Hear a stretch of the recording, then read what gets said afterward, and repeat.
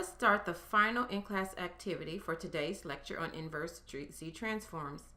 In-class activity 4. Use the power series method and the partial fraction expansion method to find the inverse Z transform for the system described by the following transfer function. F of Z is equal to 0.5Z over Z minus 5 times Z minus 0.7 squared. So, using partial fraction expansion, we can write this as F of Z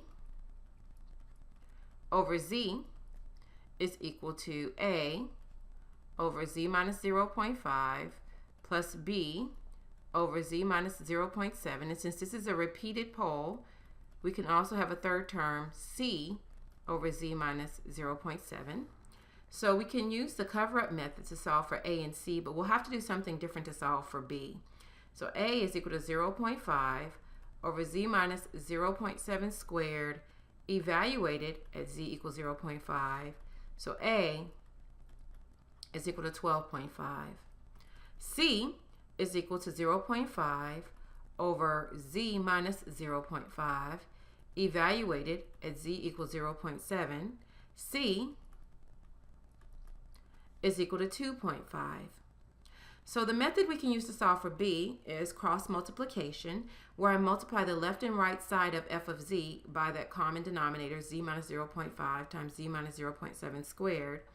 And what I would have is 12.5 times z minus 0.7 squared plus b times z minus 0.5 times z minus 0.7 plus c, which is 2.5 times z minus 0.7. And note that there should have been a square here. I do apologize. So that equals 0.5. And we evaluate this at an easy number like z equals 0, for example. And you get 12.5 times negative 0.7 squared plus b times negative 0.5 times negative 0.7 plus 2.5 times negative 0.5 equals 0.5. And when you solve, you get that b is equal to negative 12.5. So,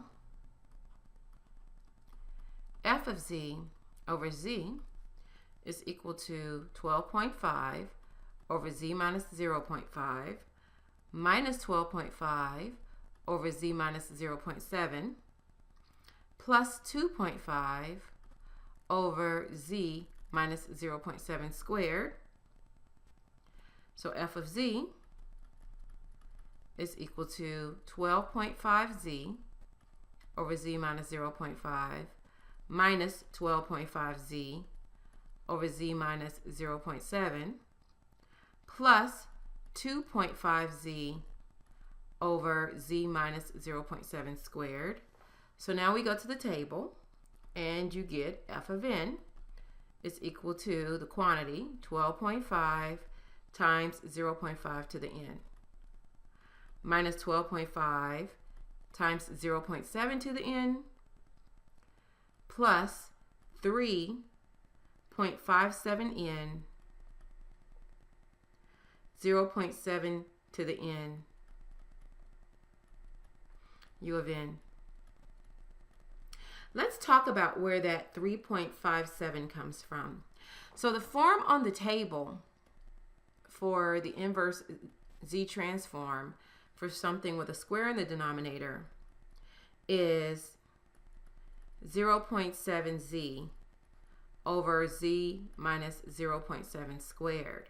So in order to get this in this form, we have to factor 0.7 out of 2.5, which leaves us with 3.57, because 3.57 times 0.7 gets us the 2.5 back.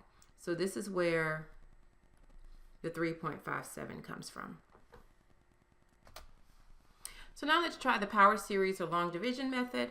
So what we're going to have here is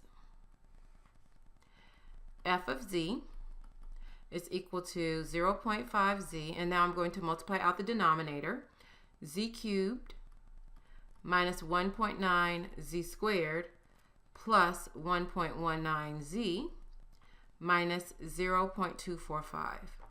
So that's going to be 0.5z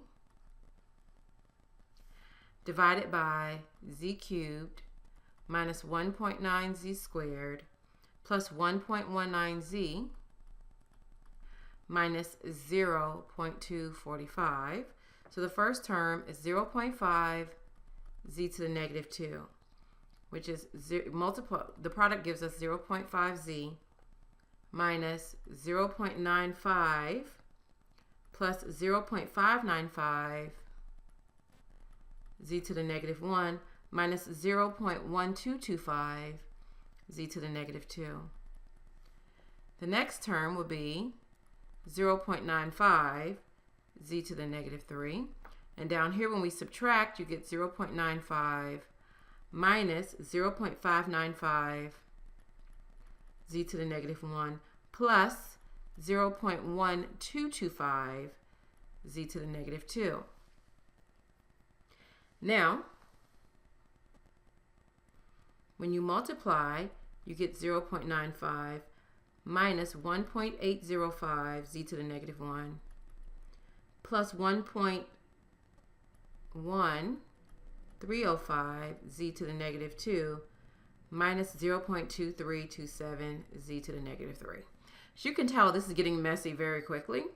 So we're going to subtract and we're going to stop there.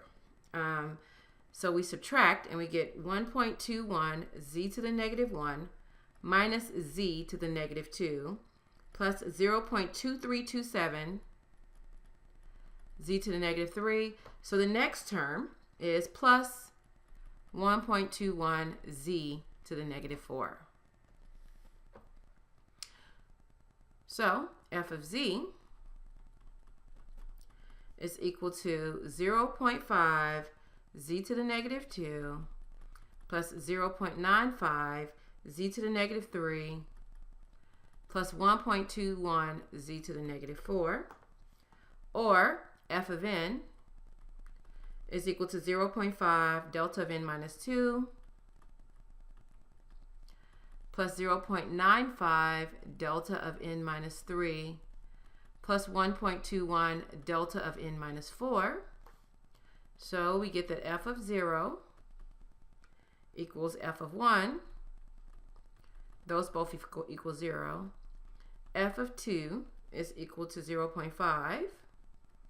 F of 3 is equal to 0.95. And f of 4 is equal to 1.21. And I will leave it to the viewer to confirm that these are the same values you would get by substituting into the compact form found from partial fraction expansion. This concludes today's lecture on inverse Z transforms. Have a great day.